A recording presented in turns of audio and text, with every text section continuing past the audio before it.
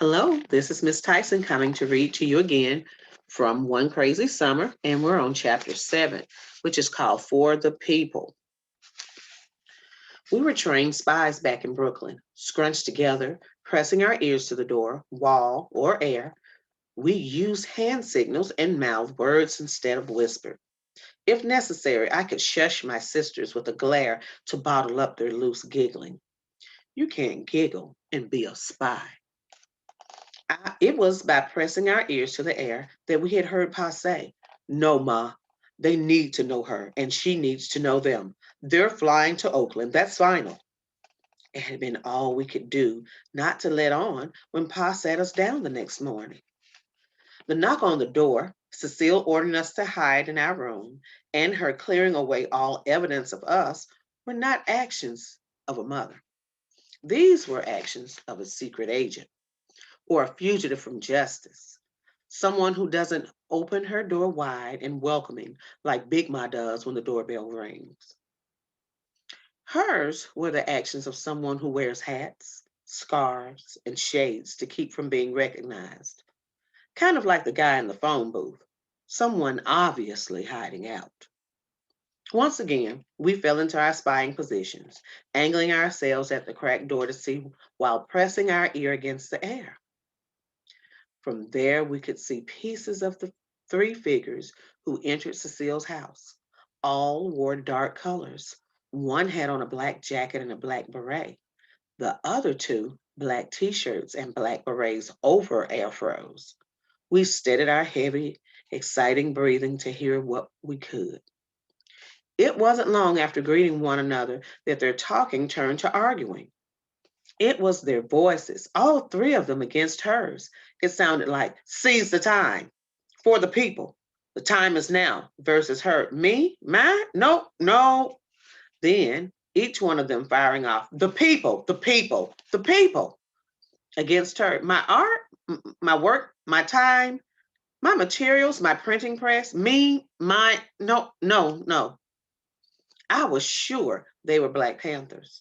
They were on the news a lot lately. The Panthers on TV said they were in the communities protect poor Black people from the powerful to provide things like food, clothing, and medical help and fight racism. Even so, most people were afraid of Black Panthers because they carried rifles and shouted Black Power. From what I could see, these three didn't have rifles, and Cecile didn't seem afraid. Just to know it because they wanted her things, but she didn't want to give them. Big Ma said God could not have made a being more selfish than Cecile. At least she was like that with everyone and not just us. Cecile said, "Paper isn't free, ink isn't free, and my printing press isn't free. I'm not free." One of them answered, "None of us is free, Sister Enzila. Eldridge Cleaver isn't free. Huey Newton isn't free. H. Rap Brown isn't free. Muhammad Ali isn't free." I knew he meant her, Cecile, when he said Enzila. I didn't know some of those who other names, only Huey Newton, the Black Panther leader, and Muhammad Ali, who used to be Cassius Clay. I guess the others were Black Panthers or Black people who were in prison. I knew Ali had refused to go to Vietnam and fight like Uncle Darnell was doing. I still didn't get what any of that had to do with Cecile.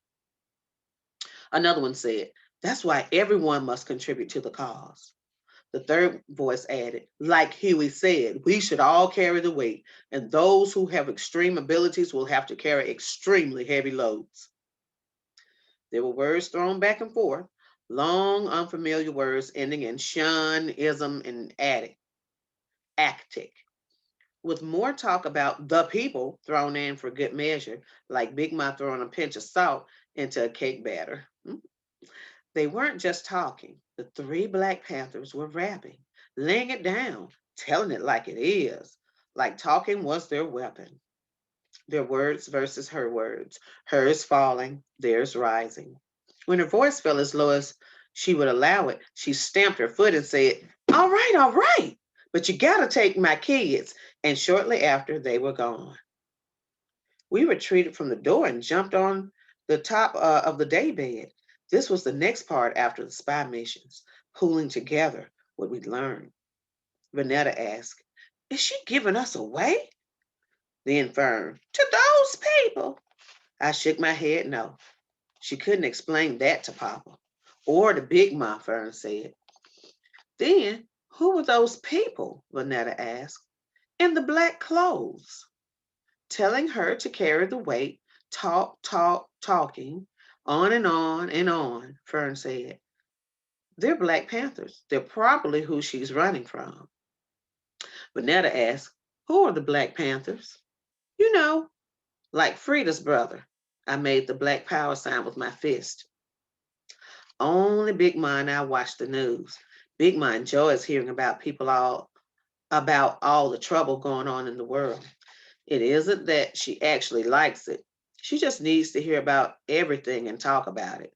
Since Pa works all day and is tired at night, Big Ma gives me her opinions while I wash dishes. You name it. President LBJ, Ho Chi Minh, in North Vietnam, Martin Luther King's funeral, Bobby Kennedy's funeral, the race riots, the sit-ins, Elizabeth Taylor's next husband, the Black Panthers, each holds a Big Ma's interest. It's something to do with Cecile's paper, I said. And her ink, Vanetta said. And the people, Fern said. We couldn't imagine what tied all three things together. Then Vanetta suggested, maybe they want her to write a poem. About the people, Fern said. Using her special inks and paper, Vanetta said.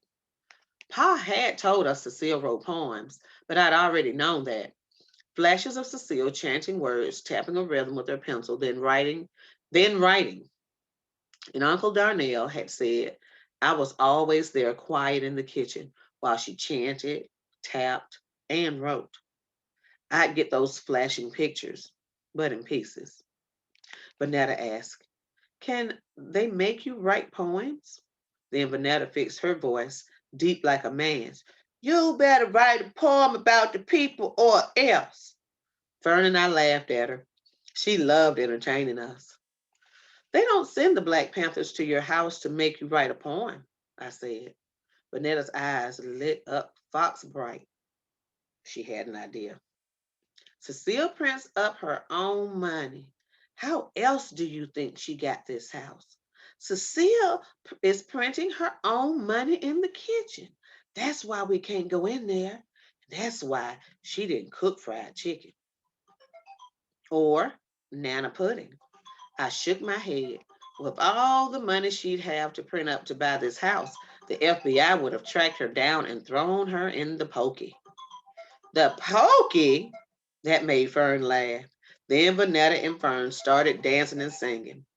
You do the hokey pokey and you turn yourself around. That's what it's all about. That ends chapter 7. We're headed into chapter 8, which is called Glass of Water. I'll see you again next time. I hope you enjoyed me reading chapter 7 to you.